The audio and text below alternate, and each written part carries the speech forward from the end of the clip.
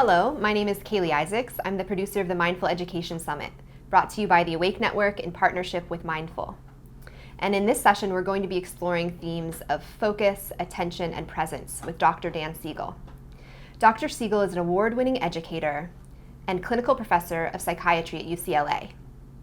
He's also the director of Mindsight Institute and the author of many critically acclaimed books, including The Developing Mind, The Mindful Brain, The Whole Brain Child, and Mindsight, as well as his newest book, Aware, The Science and Practice of Presence, which is actually the main theme that we'll be exploring today. So thanks so much for joining us today. Haley, thanks for having me. It's a pleasure to be here with you and with everyone. So to start, this is called the Mindful Education Summit, and I was hoping you could just help us explore a little bit of this idea of mindfulness and what it might have to offer to children and their caretakers, teachers or parents. Sure. Well, for educators, which would include teachers and also parents who are in many ways the first educators of children, the term mindful is very interesting because the first part of it, the mind part, usually doesn't have any kind of definition. And so a mindful education at the simplest level would be just to say we want an education that actually focuses on what the mind is and how you can cultivate a healthy, resilient mind. So mindful, on the other hand, is a term also that doesn't have a fixed definition, but it generally means how you can be there for things with a receptive awareness that for many people would have an attitude and a stance of kindness associated with it. So it's filled with compassion and empathy and a caring approach to life. So that's what a mindful education would be, is both teaching how to be receptively aware, but also, in my view anyway, making sure that you ask the question, what is the mind, and how do you have an education full of educating the mind, so it's mindful. From your perspective, what are some of the most important things for cultivating a mindful education, for really bringing that into the way that we teach children? Well, the first thing that I think various studies would suggest, whether it's a study in my world, which is attachment research, parent-child relationships, suggests that a parent's own inner sense of being present, which emerges as a coherent narrative, a coherent story of their lives, is actually the best place for a parent to start. And we have programs through the Garrison Institute and Patricia Jennings, who runs our program, to really look at this way of going out in the world and teaching teachers to be mindful themselves, even if they don't do particular things specifically with the students benefit. So when you take those two areas of research, attachment and education, the first place to start is for all of us as adults to become more mindful, and that's something we can learn how to be. And then the second phase would be to say, okay, how do I bring that in specific ways, not just my way of being, which is incredibly important, but now what do I do for students in interactions or in projects they do where they can learn specifically to be more mindful. So you said that even just the teachers practicing mindfulness can have an impact on the students. How does that work? What is the mechanism that allows that to have such an impact on the classroom?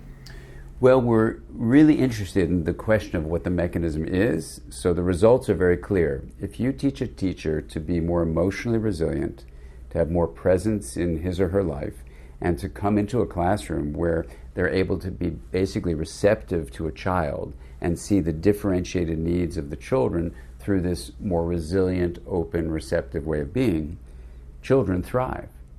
So the likely mechanism, this hasn't been determined exactly yet, but my suggestion in terms of studying it would be that they create what we call a generative social field. It's a field in the classroom in which people feel the presence of the teacher, and then within that sense of the presence of the adult in the room, a child feels a sense of trust that they can explore knowledge, for example, take a risk of being wrong, and think about questions, not just the answers they're supposed to have, but actually be supported for their curiosity. So when you think about it that way, it makes sense that an intervention that just helps the teacher be present creates an entire field in a classroom where the children benefit in all the ways you can imagine. They feel like they belong to the classroom instead of being alienated. They feel a sense of curiosity is supported. They feel a sense that they can actually be excited to be a part of the classroom experience because they're seen, they feel safe, they can feel soothed, the fundamentals of secure attachment. So they have these elements in a classroom. That's what I think we'll discover as we explore both the impact of mindfulness on a teacher's role in a classroom, and also another movement we have in a different field is to study these things called generative social fields, which I think emerge from the teacher's experience of presence. So presence is really crucial, I think, not only for education, but it's what the field of attachment has shown is the central feature of what allows a child to develop secure attachment, where they're seen, they feel safe, they feel soothed, so they develop security, and in that security, they develop resilience. Mm-hmm. And today's theme in particular focuses on attention and cultivating the ability to have focus and place our focus on what we want to. And so how does that play in with this idea of presence as a teacher in a classroom and being able to create this sort of environment? Yeah. Well, it's interesting when we think about the mind and take a moment just to say, well, what is the mind? The mind has several facets that address this question of what is it that a teacher can do to cultivate, attentional processes and open awareness called presence. And so when we see the mind as having subjective experience, just the felt texture of life, which is different from just brain functioning. So we're not equating then mind with brain activity. It includes brain activity, but it includes the whole body. So a teacher knowing this then can say, oh, a whole body education is what I'm interested in. But then you see that this pattern of subjective experience, which we're aware of with consciousness, is also happening in the relationships people have with the other students, with the teacher, with the internet, with nature, all sorts of ways relationships shape mental life too. So then a teacher can realize, okay, what is this thing that's both within the whole body, not just the brain, but in the betweenness? And so from the work I do in interpersonal neurobiology, where we combine all the sciences into one framework, our view is that the mind emerges from energy flow, and the skull nor the skin are impermeable boundaries that limit that flow. So when a teacher learns to understand the mind this way, you've got subjective experience, awareness, information processing that doesn't have to be in consciousness, and something else called self-organization, where you realize that optimal self-organization comes from this fundamental process where you differentiate and link. So a teacher knowing these aspects of mind can then say, as she or he is present, what they can do is invite students to become aware of what's going on in their body. So awareness of sensations of the body is one of the fundamental aspects of mindfulness training. They can also become aware of what's happening in their relationships with their peers or with the teacher, and that's an awareness of the relational side of mind. And you can realize that many of the things we usually clump together are actually quite distinct. For example, a child learning that how he or she focuses attention is actually different from awareness. So attention is that process that directs energy flow. And sometimes energy has information, sometimes it doesn't. Like if I go, blah, blah, blah, blah, blah, blah, it's just energy. But if I go ocean, then that's a symbolic pattern of sound that stands for this big body of water. So we say energy and information flow. So attention is the process that directs it. Mostly it's not in awareness. Awareness is the subjective experience of knowing, and some aspects of attention, called focal attention, drive energy and information into awareness, and that's where we can actually manipulate it and learn from it with intention. So intention is something that kind of is a directionality of all these energy flow patterns. So now you have intention, you've got attention and awareness, and amazingly, a teacher can learn how to cultivate each of the three in a student, realizing they're different but linked. So you can integrate them together, and we can talk about how you do that. But basically, if a teacher can approach a classroom and realize that she or he is doing much more than just dumping knowledge into this child, that it's about keeping curiosity alive, which is really an interest in these three things, to have an intention of being wondering and awe of the amazing things you could learn. That's what curiosity is all about. And you can have intention to be open to things. You can learn to pay attention by focusing in a very stable way where energy and information flow is going. And then you realize through this practice we call the wheel of awareness that you can separate the knowing of awareness in a hub of this metaphoric wheel from the knowns, which are these elements of the rim, and intentionally direct a spoke of attention from awareness to whatever you need to pay attention to. So if the teacher says, focus on the sensations of your body, now that we've talked about this current event thing, look what's happening in the news, this tragedy that happened in this place or that place, or political news that happens all the time. Let's take it in and just focus on what your heart is feeling, what's happening in your intestines. And this interoceptive perception of the interior focus of attention has been shown to actually cultivate aspects of the brain that are a direct resource for intuition and wisdom, beyond just intellectual knowledge. And a teacher who teaches that gives a student the capacity to develop this internal compass that will guide them through life. And a teacher can do that when she or he knows about the mind and realizes that the body is a very important source of information processing as well as relationships.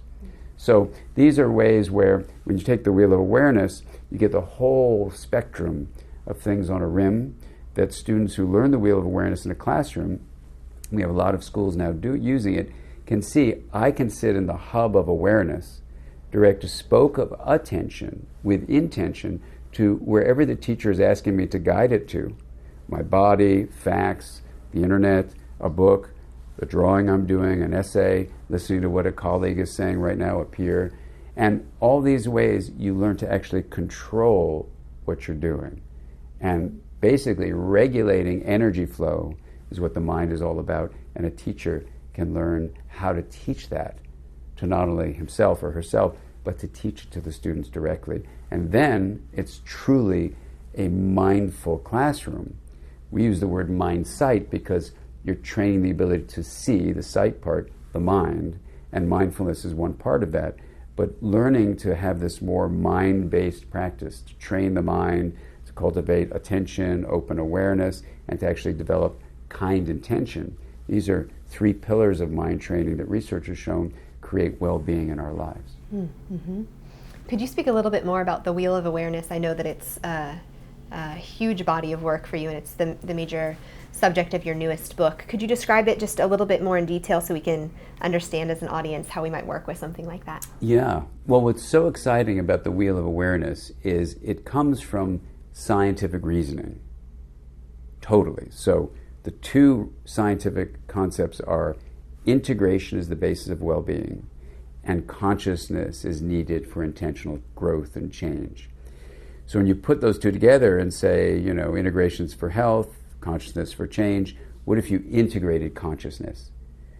And the practice is very simple. It takes the visual image of, actually it was a table in our office, but it's better to talk about a wheel, and the wheel has a center hub and an outer rim. And if you're going to integrate consciousness, you want to differentiate its facets and then link them. Well, what are the facets of consciousness? There are 2 basic facets. One is the knowing, called awareness. The other is the knowns, the things you're aware of. So if I say, hello, did you know I said hello?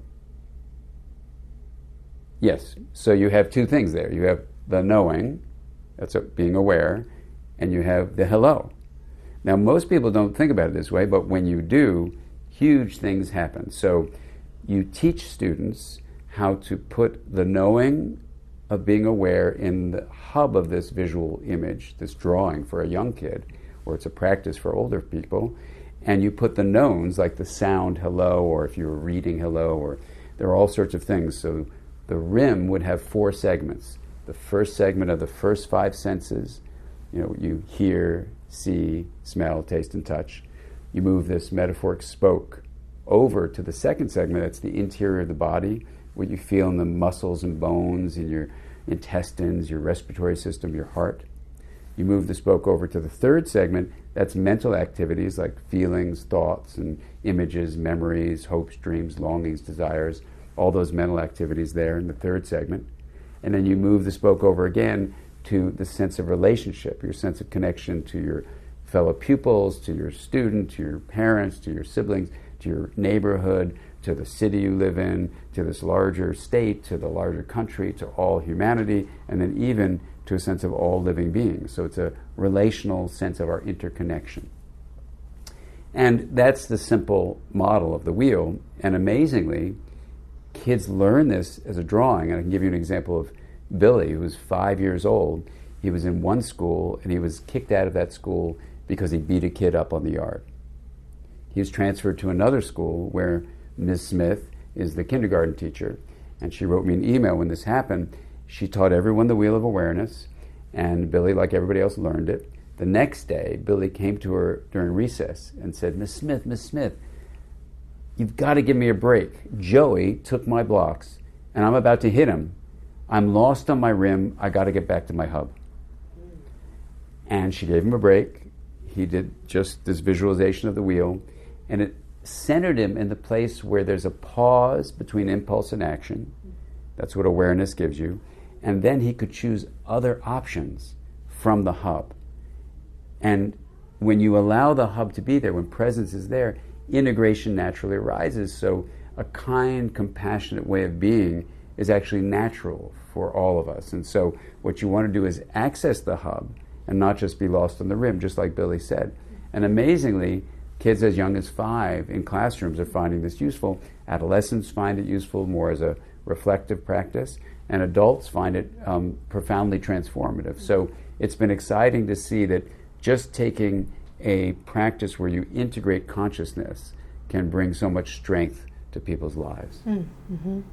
Could you give us an example of how this might be presented to different age groups, to a 5-year-old versus maybe a teenager? Sure. So for a 5-year-old, and we teach this with my student, now colleague, Tina Payne-Bryson, in the Whole Brain Child, it has a section on how do you actually teach it to young children. So basically you draw out a circle with an inner circle, so it's a wheel, and you make a single spoke, and you say to a child, did you know that the mind is kind of like a wheel? And in the hub of this wheel is your sense of knowing, like if I say hello, did you know I said hello? And the child says, yeah. You go, well, that's in your hub, but the hello itself, that sound is here on the rim, let's say this part where you're hearing stuff. And then you can direct attention to what you're hearing, or right now, let's pay attention to what you see. And then the child focuses on what they see, and that's over here next to the hearing. And you go through the whole rim and point out what's there. And you say, you know, you can have, for example, a sadness if a good friend didn't come to your birthday party because she had the flu. And you can put on the rim sadness.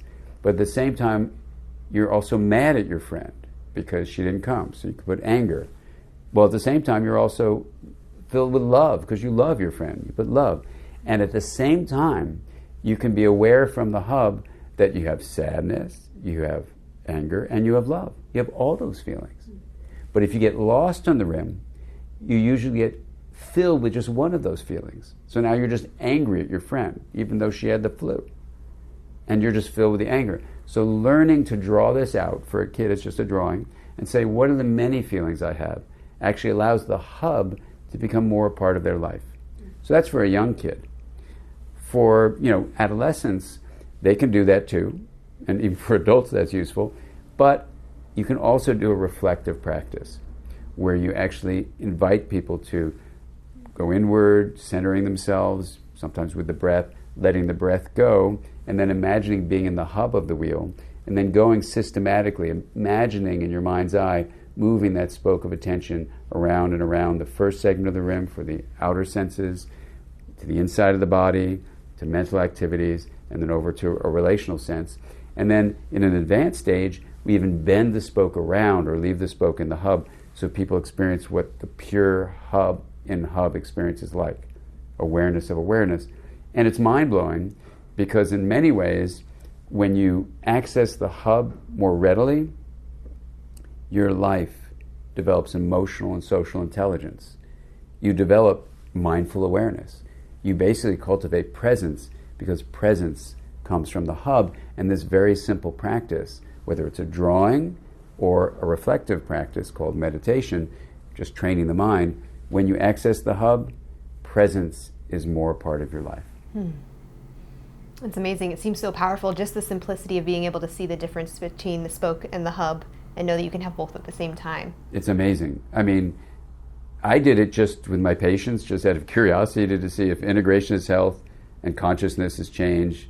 What if we integrated consciousness? And they started reducing anxiety, reducing mild to moderate depression, and also finding some of the just existential challenges of life, whether they're related to trauma or just related to being a human being, were really made more solid. They had a sense of resilience and vitality. And then, as the research from other fields has been emerging in the last 10 years, we've found that there are 3 pillars of meditation training that train the mind, basically: focused attention training, open awareness training, and the training of our kind intention, or what's sometimes called compassion training. Now, it turns out the wheel, just by chance, has all 3. So the first 2 segments, it's focused attention. The third segment, you're opening awareness to whatever mental activities arise. And in the third segment, the fourth segment actually, but the third pillar is you're developing kind intention, a sense of our interconnectivity. So the good news is this is one practice with 3 research-established pillars of mind training that have been shown to grow integrative fibers in the brain, which is awesome because it makes the brain more regulated, to actually reduce stress, to improve immune system functioning, to improve cardiovascular functioning, to reduce inflammation by altering the non-DNA molecules that sit on top of DNA, the epigenetic regulators. So epigenetic regulation to reduce inflammation. And finally, telomerase levels, the enzyme that repairs the ends of your chromosomes, the telomeres, it actually optimizes the level of that enzyme. So when I finished the book Aware, and I sent it out to my colleagues to make sure all this stuff was accurate, one of them, who is the world's expert on aging and telomerase, who had written a book, The Telomere Effect, with her Nobel Prize-winning colleague, Elizabeth Blackburn.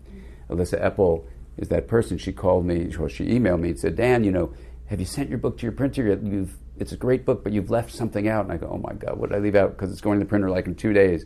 She said, everything is accurate, but you need to add one thing. I said, what do I need to add? She goes, you need to add that it slows the aging process. I said, come on, I can't say that. She says, you can. These trainings have been shown to optimize telomerase levels, which slow the aging process. So for all of us, it's kind of an amazing thing now in science to say that the 3-pillar training, focused attention, open awareness, kind intention training, actually cultivates these changes in the molecules of health that create more well-being in your life. Mm-hmm. And the focus today is particularly on this pillar of focused attention. Yeah.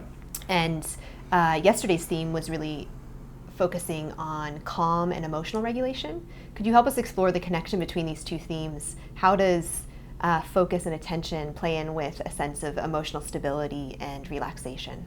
Yes. So focused attention training, as one of the 3 pillars of mind training, is about picking a target, let's say your breath, or if you're doing the wheel of awareness, what you're hearing, and then streaming energy and information flow from that particular sense channel into awareness. And then when you get a distraction, noting the distraction, letting the distraction go, and redirecting your attention to that particular chosen focus. So it's kind of like exercising the muscle of attention. There are several circuits in the brain that both get activated and then get strengthened. So there's a fundamental principle that goes like this. Where attention goes, neural firing flows, and neural connection grows. So where attention goes, you do with your mind, like to what you hear. And then when a distraction comes, you have another aspect of your mind that's noting that that is a distraction. Then another part of your mind says, oh, I'm not going to focus on the distraction anymore. I'm going to let it go and shift gears and place attention back on the breath or sound or whatever it is. And now you're focusing attention there. So you have several aspects of the attentional circuits that get activated. So where attention goes activates them. What that is in the head brain is its neural firing is flowing. And what we know about this field called neuroplasticity is that where neural firing flows with the repetition, neural connection grows, and that can be in the form of synapse growth, synapse modulation, the connections among neurons or synapses, or you can even start laying down myelin, which is the connecting sheath that when myelin is laid down among synaptically connected neurons, what you do is you have the speed of conduction is 100 times faster. The resting period between firing is 30 times shorter. So 30 times 100 is 3,000. So basically, when you've laid down myelin, your capacity to do that network's skill that it's contributing to is 3,000 times more effective. Essentially, the coordination and balance in the brain, when you've laid down synapses and myelin formation, is made 3,000 times more coordinated and balanced. So that's why you get a huge amount of change with this effort to use the mind, in this case, for focused attention. Mm-hmm. And so when we're talking about doing this in schools where there might be a variety of backgrounds of the children or home situations, and there might be a variance in sort of like emotional stability and what people are coming in with, how do we work with children that might be coming to school with not a very sort of emotionally regulated situation, and then we're trying to encourage them to focus? Yeah.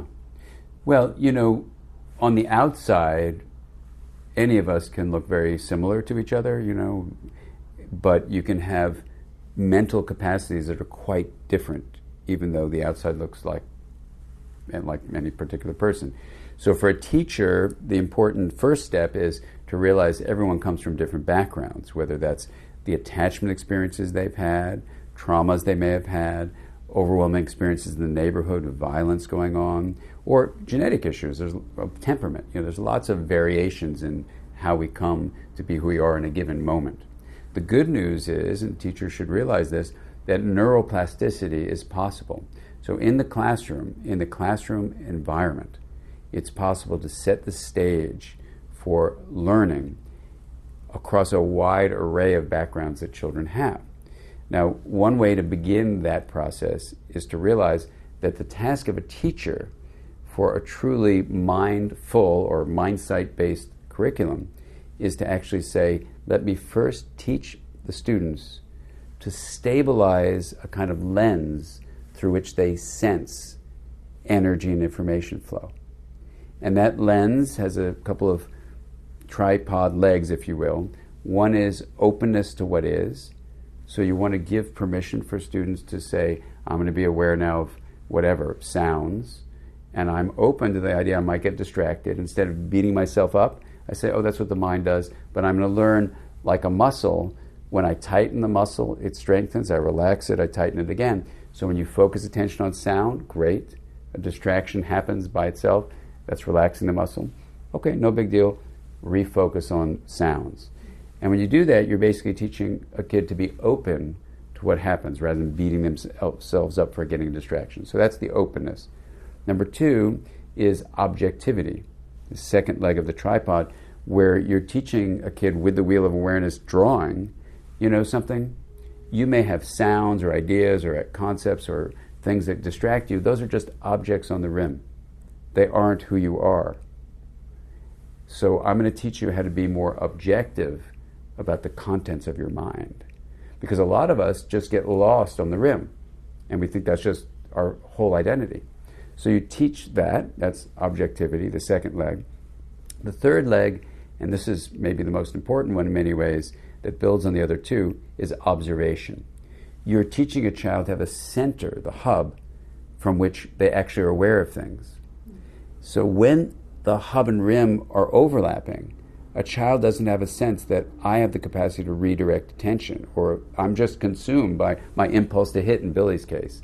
When you differentiate the hub from the rim, you're actually building this leg of the tripod to be having an observer. So at a very simple level, a teacher can teach every child, no matter their background, to build this tripod of the Mindsight lens. And imagine it this way. The mind is a regulatory process that needs to sense and shape something. It needs to monitor something. Like if you're riding a bicycle, you need to see where you're going and listen to what's happening, feel the balance of your body. That's monitoring. And like any regulatory process, you not only monitor, you modify the thing you're regulating. Like you steer the bike or press on the pedals or press on the brakes, whatever you're going to do, you're going to modify it. Many of us, kids included, have never been taught how to develop the mind as a regulatory process. So this tripod allows you to see with more focus, depth, stability, so you see with more clarity and detail. And then, once you've now stabilized the monitoring part of the mind, and teachers can do this, hardly anyone ever does, but you can do it now that we can define what the mind is. You then can say energy and information flow within the body, including the head, and in relationships is what you're monitoring. So it's not a mystery, and teachers can then use this in creative ways that are tailored to their own individual tendencies, right? So you build the stability of the Mindsight lens. Then you say, well, now what do? You teach kids how to modify toward integration. Literally, if there's a discussion going on in the classroom, every child can have a differentiated opinion. So even though a child may say, that's wrong, no. Integration is where you take in the energy and information flow from other individuals and allow yourself to differentiate and respect those differences, and then contribute your differentiated view. So it actually builds compassion and kindness in this way that you're promoting integration. Integration made visible is kindness and compassion.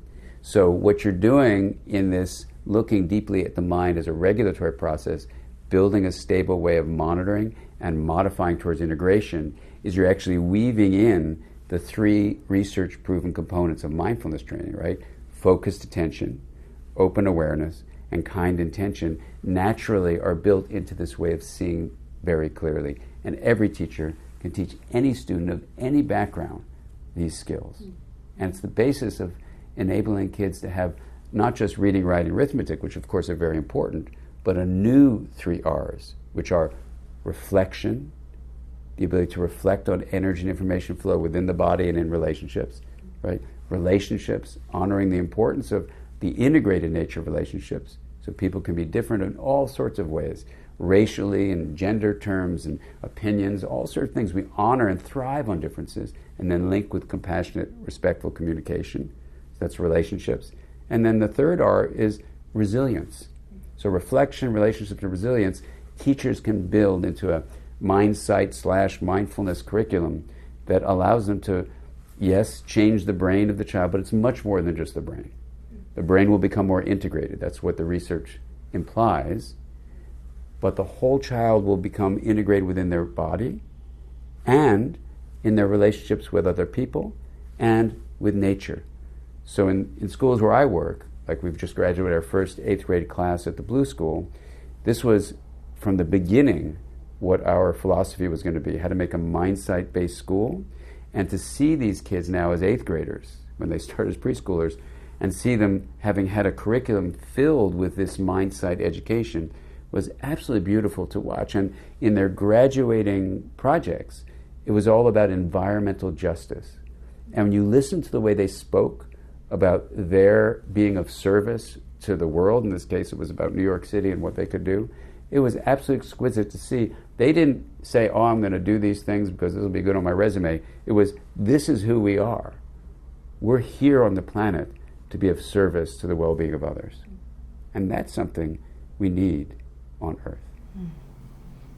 It's beautiful to hear.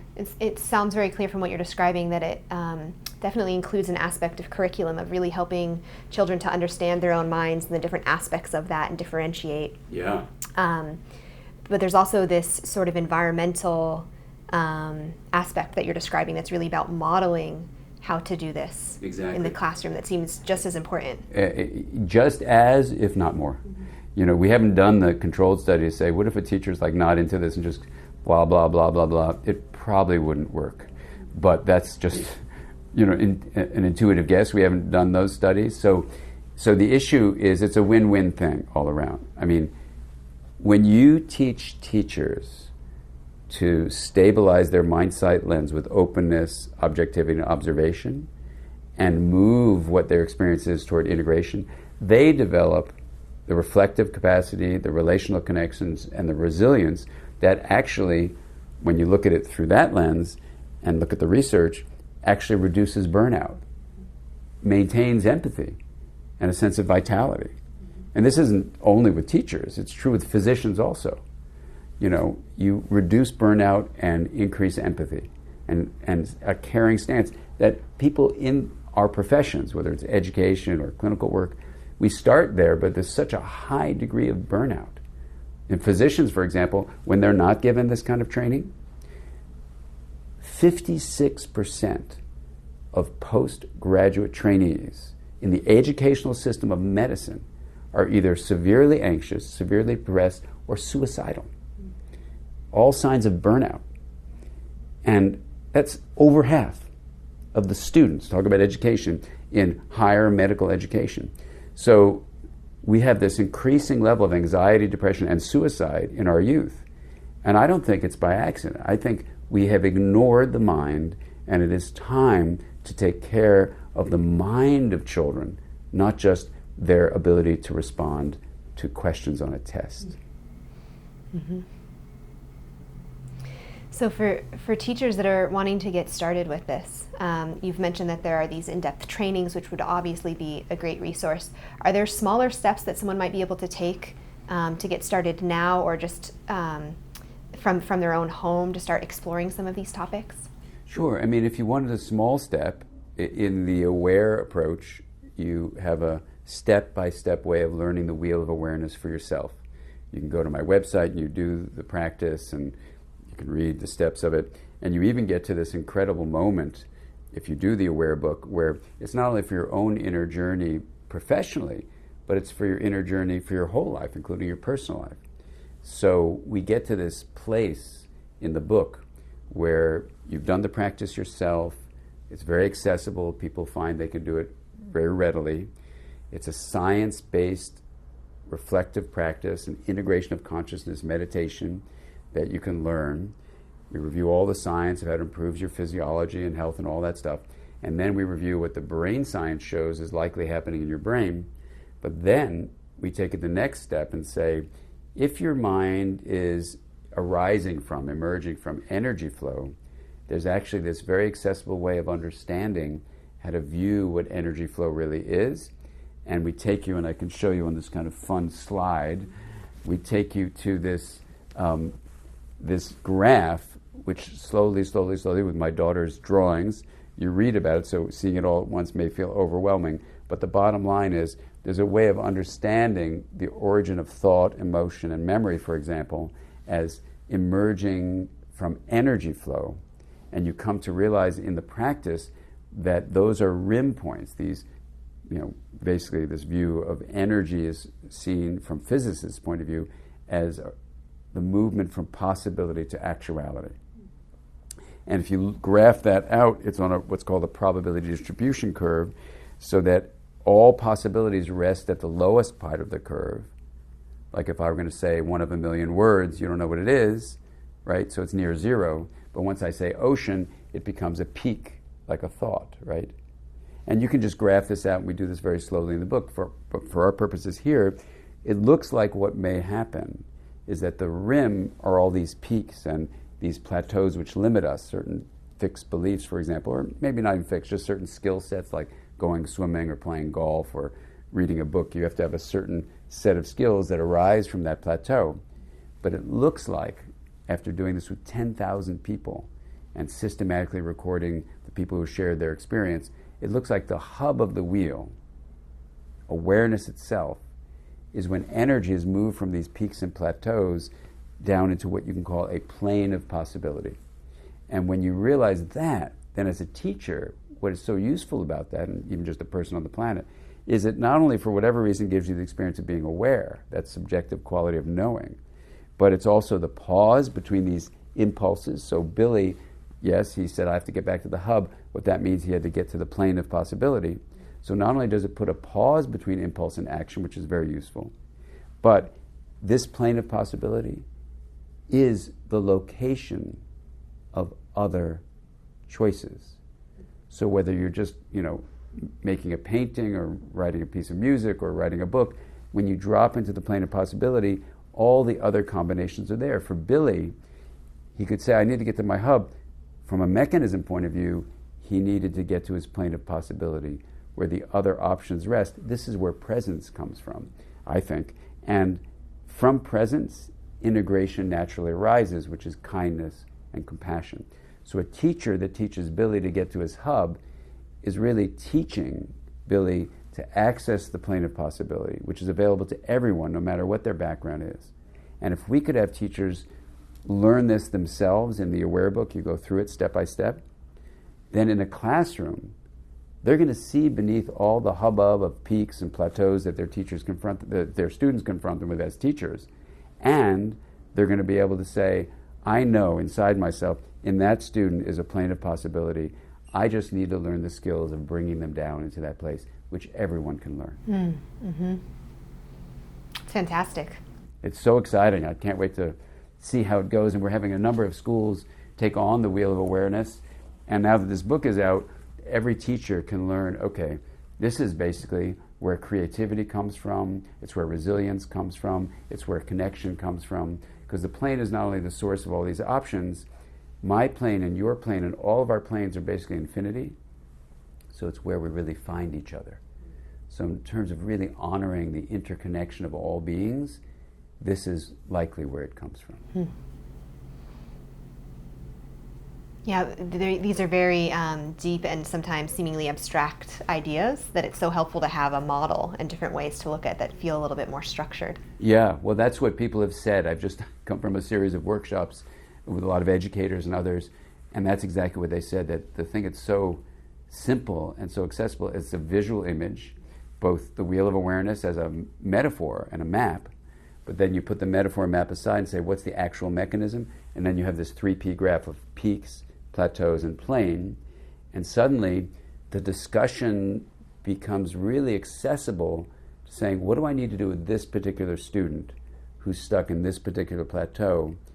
Letting them get to the wheel, get to the hub means getting them beneath that plateau, and then all these incredibly exciting things can arise. Because there's a language, a way of being able to see more clearly and understand where someone might be coming from, and then also share that with others with a shared language. Exactly.